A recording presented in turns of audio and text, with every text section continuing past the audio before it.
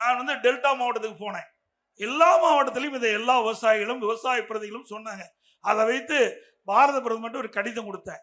என்னங்க நீங்க டெல்லியில் இருக்கிற அரசாங்கம் தான் இப்படி செய்யுதுன்னு சொல்லு, தவறான பரப்பி பயிக்க. உடனே நேற்றைய தினம் எங்கப்பாது அதுக்கு ஒரு அறிக்கை விட்டுட்டாங்க. அந்த நேற்றைய தினம் உடனே திமுக அரசாங்கம் ஏற்கனவே என்ன முறையில் பயிர்க்கடன் பெற்றீங்களோ அதே முறையை பின்பற்றலான்ட்டு.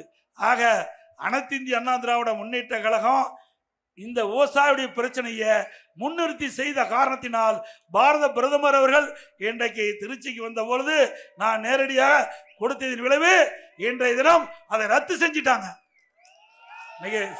சிவில் ஸ்கோர் ரத்து பெறலான்ட்டு சொல்லி இருக்கிறாங்க. ஆக விவசாயிகளை வஞ்சிக்கிற அரசு தொடர வேண்டுமா?